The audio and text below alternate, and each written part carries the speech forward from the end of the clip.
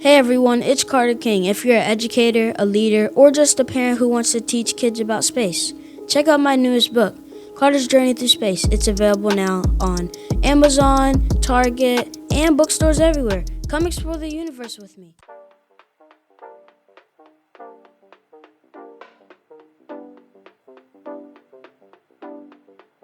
Welcome to another episode of the Contagious Culture Podcast. I'm your host, Kyle King, and the goal of this podcast is simple: to help you create environments where people thrive. Through real conversations, practical strategies, and powerful stories, we equip leaders, educators, and change makers just like yourself to build cultures rooted in purpose, performance, and authenticity. Because culture isn't something you talk about, it's something you live. This is the Contagious Culture Podcast. Let's get started. Welcome back to another episode of the Contagious Culture Podcast. We are back, and we have something powerful that we're going to be talking about today. Networking is not competition. It's really not. And we're going to be sharing insights. We're going to be sharing methodologies, but then also our own perspective about how to navigate this landscape of networking and building relationships and building social capital in a more intentional and vulnerable and transparent way. If this is your first time, we want you to we want you to subscribe, we want you to share this episode. On this podcast, look, the goal is to help you create ecosystems and environments where people thrive, where mission-driven organizations are actually leading their missions more intentionally so that they can uplift and build their communities through three ways: kindness, community, and capital. Let's get into it. You know, Kyle, you mentioned something about building social capital, right? And we talk about that a lot. Mhm. That's a tenet of everything that we do. And if I may say, in the words of yourself, I want to give you your flowers for the way that you build social capital, because I think it's pretty incredible.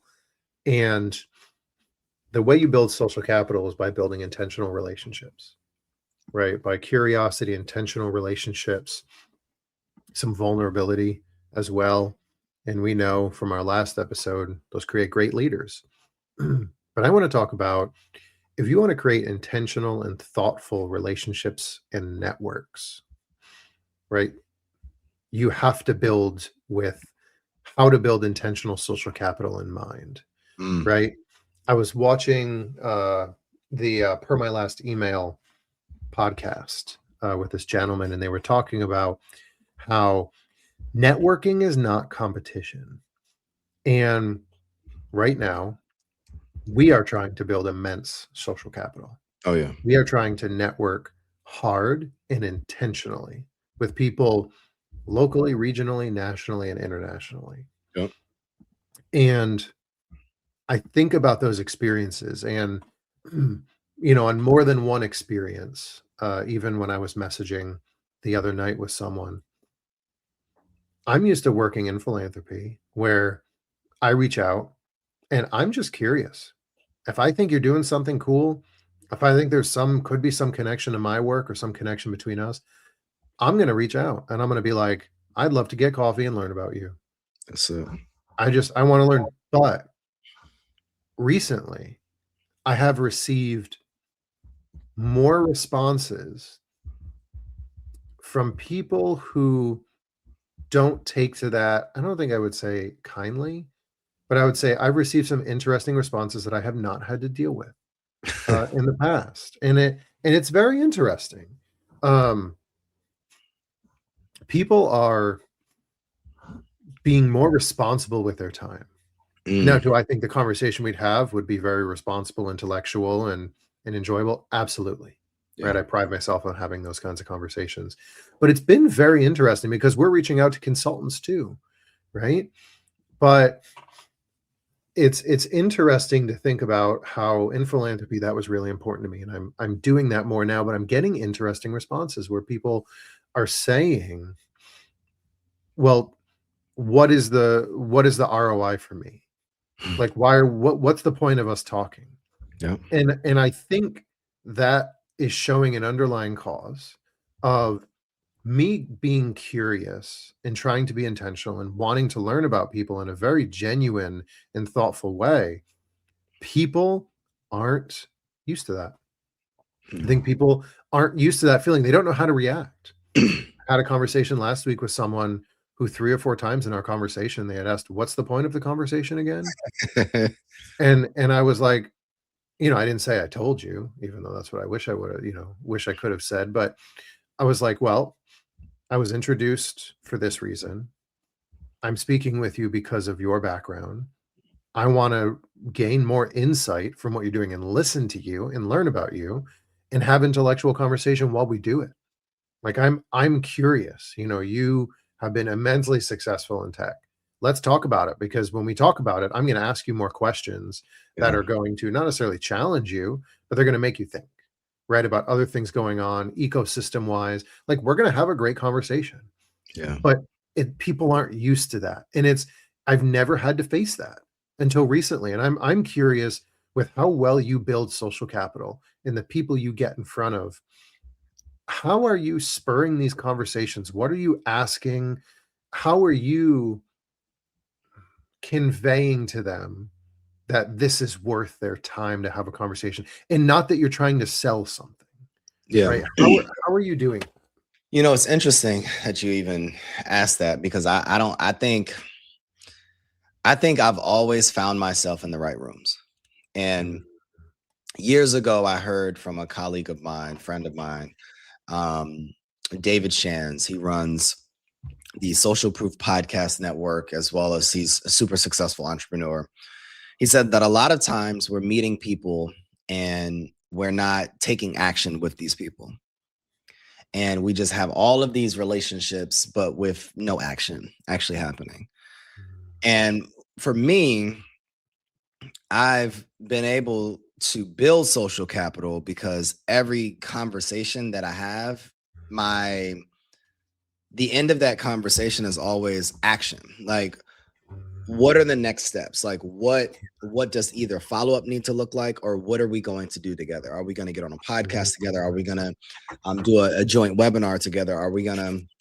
Can I bring you on my platform to speak to my audience? Like, can I come on your platform to speak to your audience? Who can I connect you with? Who can you connect me with? Like, it's always actionable. And I find that there's a few things that I do in every conversation, or try to do inside of every relationship. Number one is I like to gift people, whether it's gifting them information. I am not a gatekeeper at all of information or contacts or relationships. I am gifting some form of information, or gifting some form of contact or something. Number two is that I'm inviting them into my orbit, or to my ecosystem, or into my environment. I'm inviting them to do something with me.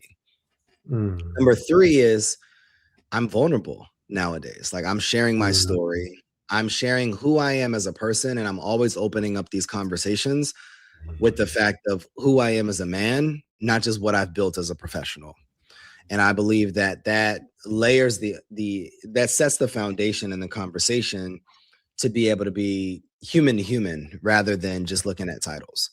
And I am always trying to celebrate and share people.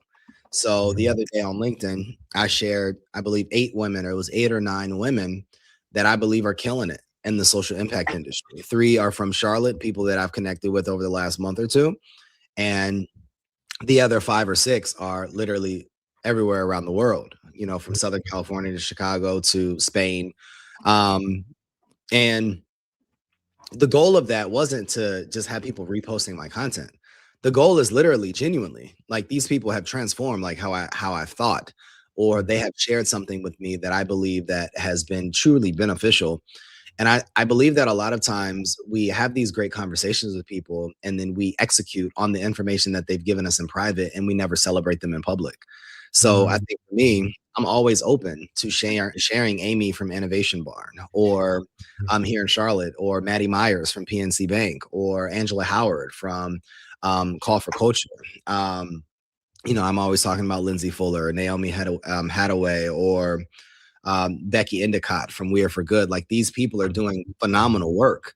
And I believe that these people need to be celebrated, and people in my orbit, in my network, need to connect with these individuals because they're doing exceptional work. So I think for me, all of those things aren't about me. And I just, as I think through it, like I'm gifting. So that's not about me. I'm really just sharing because I consider what that other person needs. And I'm really just trying to gift them something that helps them. I'm inviting them into my space. Like I just want to be in a relationship with you. I'm sharing my story so that you can know, like, hey, I'm an actual human being. Like I'm not a bot. I'm celebrating them so that they can know, like, hey, you're seen, you're valued, I respect you. And I think in every conversation that I'm having, I'm always asking, there's a few questions that I always ask. Number one is, how can I support what you're doing to advance your impact forward? Whether a relationship that you may need, whether, an opportunity to expand your reach, or a client that you may need within your organization. Like, who can I invite you or introduce you to? And then number two, I'm always asking this question, like what's your slingshot moment? That's like a question that I like always resonates with people is, what is the moment in your life, in your career, in your journey that has forced you to pull back so that it could be able to sling you forward? And that is literally the transitional question in the conversation, because then it forces someone to be vulnerable. It forces somebody to take off that mask that they always wear. And it forces them to really like be a human being on the other side of the call or the virtual screen or whatever the case may be. So I think anybody listening, we have to bring the humanity back in our conversations and our relationships. Like networking for me is very intentional. Like I will say that, like, I know what I want. I know what my ask is. I know the types of people that I want to be on the calls with. And I'm not allowing anything else on my calendar. Now, there are people that reach out and want 15, 20 minutes of my time to ask questions, or they follow me on LinkedIn or whatever the case may be. And I will never be too big or too successful or too busy not to allow 20 minutes and just mentor someone, like, at all. But even on that call, I am inviting them to join one of our paid communities, or to subscribe to our podcast, or to leave a review on our podcast. So, Dan, I think all that in a nutshell, we have to be intentional with the people. If we know our ask, we know the types of people that can get us to our ask. Number two is, when we come on to these calls, like, how can I serve that person? Like that's the only question that's in my mind. Like, how can I give them information, connect them with someone, or advance their mission forward? Like, that is it. After that, Hey, it's Kyle. Sorry to interrupt your programming, but I got a quick culture check for you. How's your team's energy right now? I mean, literally, right now. Are people feeling inspired? Or are they just showing up? See, here's the truth. Culture doesn't change because we talk about it. It changes because we live it actively every single day. And that's what I help organizations do. Build contagious cultures that people actually want to be a part of. Through keynote talks, interactive trainings, and hands-on consulting, I help leaders transform the way their teams connect, perform, and grow. So if your culture needs a little bit of spark, let's light it up together. Visit theculturelab.org, again, theculturelab.org, or connect with me directly on LinkedIn at Kyle S. King to learn more about how we can work together. Because remember, your culture is contagious. Make it worth catching. Now let's get back to the program. Thought in my mind is like, all right, now what does this follow-up look like? Like, there has to be professional boundaries in place, especially when we are dealing with people of the opposite sex. Like, I'm just going to be real with you. And Dan and I, we talked about that last weekend. Like, I don't text people. Like, I just don't. That's just something that I kind of stay away from. Like LinkedIn message. Like, there's a lot of other platforms that we can message that'll keep it professional. And, over time that you've known this person for years, that may be different, but I'm just not a big texter. So then what does the follow-up look like? Because the follow-up is determined based upon what my ask is and what we're creating together. So that's how I see it. I try to be very intentional, because there was a time, Dan, where I was just literally connecting with anybody and everybody. Kyle, what I'm hearing you say is, how do you build social capital and provide ROI without being salesy? And the things that I heard you say was celebrating people, gifting people, inviting them, and being vulnerable. And I think a lot of what you said really ties into that. Networking is not competition, right? We both know, and we use the phrase a lot, that rising tide, right? We're always looking at how can we invite people in, how can we work together, how can we promote them. We talked about that with Amy at the Innovation Barn, since we're going to be doing something special with them as well. And it was, okay, we really want to go here. How can we help you? What can we do to promote Envision Charlotte in the Innovation Barn, in the work that we want to do? And I think there's a lot of people, and it's that self-preservation mindset that there isn't enough to go around. And when I say there isn't enough, that's a general phrase that fits everything. But networking is not competition, but you can certainly set yourself apart in how you do it properly and how you do it effectively.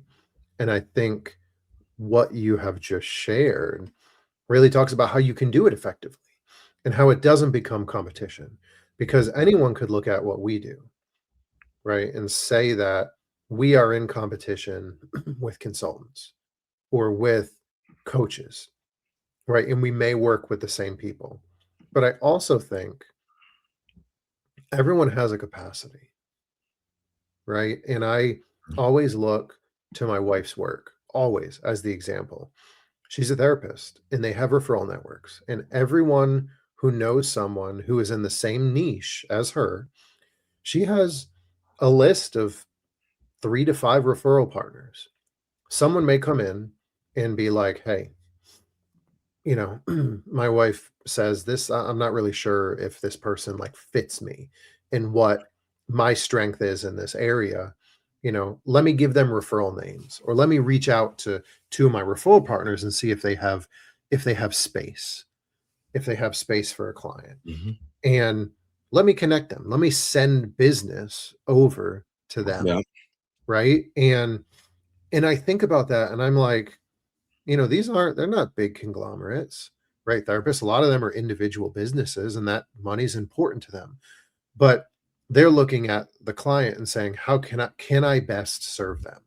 Is that me, or should that be someone else? And that's not competition. And I look at, when we're building networks with potential partners, we're trying to build networks and show, okay, this is what we do, right? The Growth Alliance, we are a nonprofit accelerator.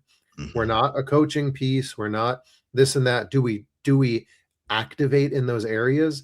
Absolutely. But what we do is essentially proprietary information that we're working with on people that works, right? There may be someone that's like, I want to do this for this amount of time. But some of these other groups, they may just, it changes up every time they have a coaching call, or they may do one experience with, or 1 to 3 experiences with an institutional advancement shop at a university, right? They may be doing that, but that's not us, right? We are creating and helping people create systems and processes in their work and everything that they're doing. And that's what's exciting, but that's the differentiator. And maybe that comes a little bit deeper, Kyle, to the fact of, there are a lot of people out there in the same space, but they don't niche down, or maybe they don't know exactly what their value proposition is. So they look at everything as theirs. And that creates the competition, because if you do everything and someone does something that you do, then you look at them as competition, versus saying, well, this is specifically what I do. This is what I can help people with. This person comes in here, or this group comes in here, and they ask to work with me, but that's not really what I do. Who can I send them to, so that if the same situation happens for that referral partner, they'll send it to me? One of the things that I love that Lindsay Fuller says from the teaching was, let's get in some good trouble. And I think about that statement, and I like to always think about, like, even on the Contagious Culture podcast, or even just with the Contagious Culture Conference, like, let's go spread contagious culture together, right? I looked up as you were talking, like how many people are in the world, because I don't really ever be knowing like these fun facts that everybody knows. There's 8.3 billion people as of early 2026. And when I hear that number, that's literally insane. That's a lot of people. There is never going to be a time where you're going to interact with 8.3 billion people. You're never going to have 8.3 billion followers. You're never going to have 8.3 billion customers. You're never going to be able to have 8.3 billion people at your event, like ever, like in your life. And I believe that there is enough people in the world to connect, to collaborate, to invite, to build, and to transform with. And in my opinion, I would be remiss. I really feel like you only need 5 to 10 people. You need 5 to 10 quality relationships. You need somebody that is your super fan, somebody that's literally out there just sharing and singing your praise. I believe that you need people that are well connected, people that can get you into rooms. I believe that you always need someone that can hold you accountable and that can give you that spiritual or personal grounding. You need a finance person. Like you need somebody that can help you understand money. I think that is important. I think you need somebody that is an expert and that is what I call fractal famous. So in your field, who are people that know that field, that have spent time, decades, that know a lot of people in that field? You have to have somebody on your team. I believe you need someone that is in the legal field, whether it's an attorney, somebody that understands law. And I believe that you need someone that has reach in your orbit. So when you think of those people, and you can plug and play them, I identify those people as like my board of directors, my personal or professional board of directors. And once a month, I touch base with these various people in my life. They hold me accountable. They may not all be wealthy or running $1 million organizations or have all these things, but I need people that can help me be a better dad. I need people that can help me be a better business owner. I need people that can help me navigate the complexities of nonprofit work. So when you think about your network, you really only need a few people. And I think it'd never be competition if we always have the belief or just the mindset, like I am here to create genuine connection. I am here to genuinely be curious. I am here to figure out a way to help this person in front of me. And even if I don't receive anything, the privilege of helping other people that should be enough for us as human beings. So I don't believe that we can lead until we learn how to truly lift unconditionally. So I agree with everything that you've communicated. Networking should not be competition.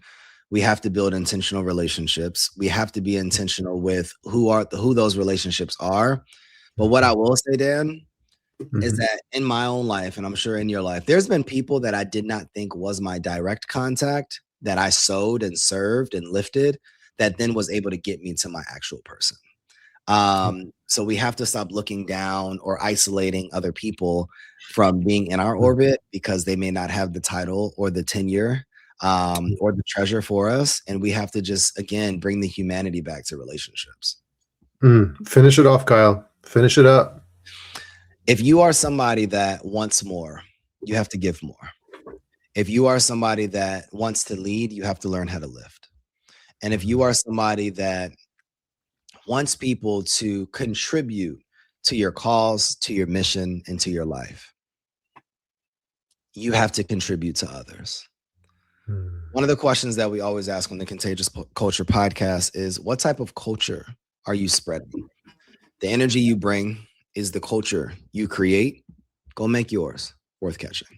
We'll see you all next episode. Thanks for tuning in to the Contagious Culture Podcast. If this episode challenged or inspired you, hey, take a second to share it with someone who's building culture in their world. Make sure to like, subscribe, and leave a review. It helps more leaders, educators, and change makers just like yourself join the movement. You can connect with me on LinkedIn or YouTube at Kyle S. King for more tips, tools, and methodologies to be able to help you create this ecosystem of absolute excellence. Until next time, lead boldly, live intentionally, and remember, your culture is contagious. Make it worth catching.